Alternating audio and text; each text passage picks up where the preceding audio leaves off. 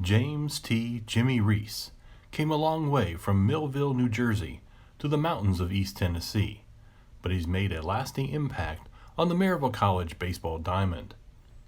The day Jimmy made up his mind to attend a small school not too close to home, he received a large information package from Maryville College. He arranged a visit soon in January of 1977. Reese said the choice to attend Maryville College had a number of factors. Maryville College offered the major he wanted to pursue, political science, and it snowed on the second day of his visit.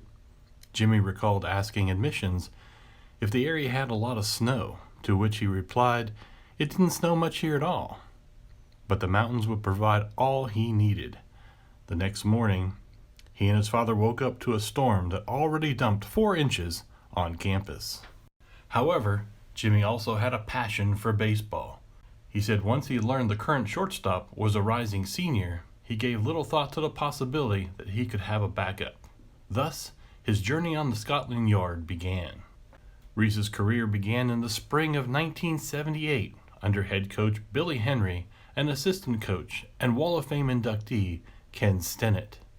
Henry had confidence early in Jimmy's career, putting him in the leadoff position for his first career at-bat. Reese recalled a favorite memory as Coach Stennett came to him with words of encouragement in the on-deck circle before his first at-bat, the most words Jimmy had heard him say at one time.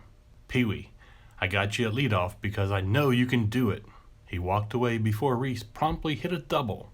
He would go on to hit .320 that season in the leadoff position, missing just 4 innings of play, the last 2 innings of Game 1 and the first 2 innings of Game 2 on Parents' Day.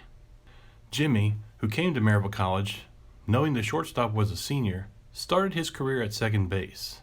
However, 3 games into the year, shortstop Vinny Fucci went to Coach Henry and said that he and Reese should switch positions.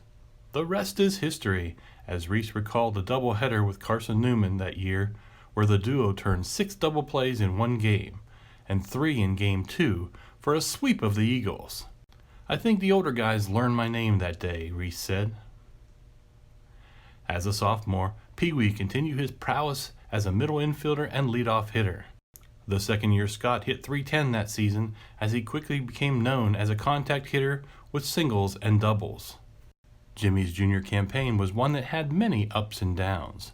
Beloved coach Ken Stennett passed away before Reese's 3rd campaign, as each of the players served as pallbearers. Following the funeral, Reese and Wall of Famer David Osborne went to offer Mrs. Stennett their condolences. She asked their names, as she quickly responded with Ozzie and Pee-wee. She told them how much Coach Stennett loved all his players, a lesson Reese would put to use later in life. Jimmy was moved to the 3-hole halfway through his junior campaign, where he would remain the rest of his career.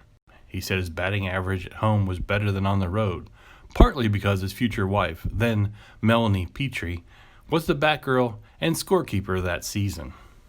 Reese led the Scots to an 8-10 record that season, and he was named the inaugural recipient of the Ken Stennett Award. This award is selected by the coaches for their leadership, integrity, and dedication to the program. During Jimmy's final season in the Orange and Garnet, he ranked as the only senior on the young squad, led by first-year head coach B.J. Buddy Gilbert. Reese was one of just 3 returning starters that season, as the squad named him captain. The youth-laden squad, combined with injuries, would slow Maryville College progress, as the Daily Times reported on March 25, 1981, that the Scots might ought to report to a MASH unit instead of coming back to school after a weekend trip to Virginia. Maryville picked up its first win with a 7-0 victory over Eastern Mennonite, but 7 players ended up on the injured list. Despite those on the injured list, Maryville would come back a week later to split with ODAC foes Washington and Lee, as the Scots took Game 2 of the series with a 6-5 win.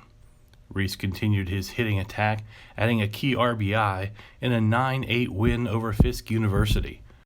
One of his fondest memories came against East Tennessee State University, as the squads played a pair of 7-inning games. Reese drew a walk in the 7th inning to break up the pitcher's perfect game bid. Between games, he congratulated the pitcher on the great game, to which the pitcher brushed him off. Reese came back in Game 2 to hit 3 doubles as the pitcher apologized and thanked him afterwards. Battling injuries and apathy, Reese said Maryville College went to its final doubleheader with just 12 players, 2 starting pitchers, a banged-up relief pitcher, a designated hitter, and 8 position players. Halfway through the second game, Duran Williams goes down with an injury. Reese said the coach looked around and chose him to finish the game. Reese said he was the batting practice pitcher and was good at finding the barrels. He continued, "I did what I do best. I found a lot of barrels." Reese doubled in his last at-bat, prompting the Tennessee Tech coach to congratulate him, saying he was glad he would not have to play against the shortstop anymore. The Highland Echo said Reese's graduation was a very big loss that will be tough to fill. Jimmy hit 3 home runs during his career, earning the Ken Sennett Award for the second year in a row. He was also named the team's MVP for the 1981 season.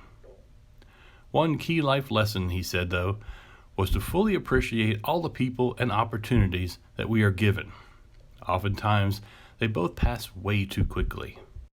He said that lesson was brought to mind again as the 2020 season was cut abruptly short due to the pandemic. Following graduation, Reese attended the University of Tennessee for a graduate degree in urban planning. He worked in the Blount County Planning Department and the East Tennessee Development District before working as a realtor, property management, and a full-time dad. He is married to his wife Melanie, and they have 2 daughters, Molly Ann and Mary Kate. Reese spent 12 years coaching 15 and 16-year-olds at the local Senior Little League. He worked with youth through his church for more than 25 years before returning to his alma mater in 2007 as a first base coach. Pokey, as players affectionately call him, has been in the first base coaching box for the past 15 years. He helped Maryville College to a pair of Great South Athletic Conference championships in 2007 and 2009. He's also had a hand in developing 2 All-American shortstops in Adam Rosen and Major League Baseball draft pick Nick Dean. "I do love Maryville College, and having the opportunity to give back is very important," Reese said. "Coaching allows me to pay a tribute to the many coaches I've had in baseball and other sports, especially my first 2 coaches, Pop and my brother, who taught me to love the game." He said Maryville College has hardworking and dedicated players, and they also push him to be his best. He said a lesson he learned from Coach Stennett was to never let his players pass through without knowing how he feels about them. While the coaches each have roles, and they often vary, Reese said his job has been enthusiasm and encouragement. "I've been given the gift of volume," he said. "If you have ever been to practice, a game, a camp, or just on campus, there's a good chance you heard, 'Oh, what a beautiful day.'" In 2019, the Tennessee Baseball Coaches Association awarded Reese with the Jim Painter Lifetime Achievement Award. For his hard work and dedication, the newly developed clubhouse was named in his honor.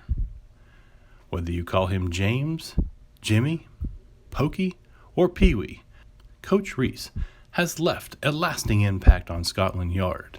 While I was at Maryville, Jimmy Reese impacted every single component of our program, from recruiting and developing players to the field maintenance to developing great relationships with our coaches and our athletic department.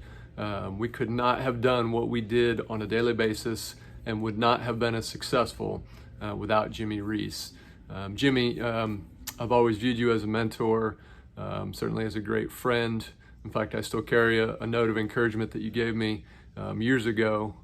I carry it with me daily. So for me, what a special opportunity to share some words about you, because you are incredible and I'm grateful for you. What a great honor this is for you. Congratulations. And certainly you are well deserving of being a part of the Hall of Fame class of 2020. Coach, congrats.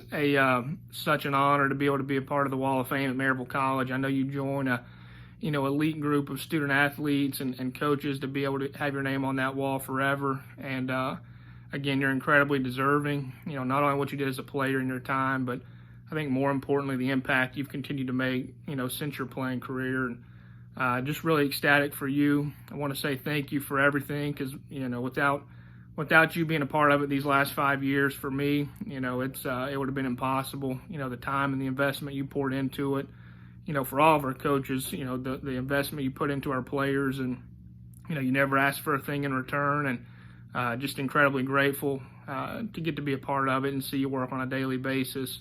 So again, Coach, just really happy for you, and again, incredibly deserving. So look forward to talking here soon, and thanks for everything. On behalf of Maryville College and our baseball program, we'd like to congratulate Jimmy "Pokey" Reese on his induction into the Maryville College Wall of Fame. He means a great deal to our baseball program, our student athletes. He has way more energy than anybody in the room. He's truly our biggest fan. We couldn't do what we do without him. So congratulations to you, Pokey, on your induction to the Wall of Fame. Ladies and gentlemen, help me welcome James T. Jimmy Reese to the Maryville College Wall of Fame. Oh, what a beautiful day. Welcome to Scotland Yard here on the MC campus. Wall of Fame. Wow, I am so thrilled to just be considered to be a part of the great athletes who've come through here. I'm so thankful to have the opportunity to play here, and I feel blessed to have the opportunity to coach here under some wonderful head coaches that let this old guy hang around. Again, thank you so much from the bottom of my heart. God bless, and go Scots.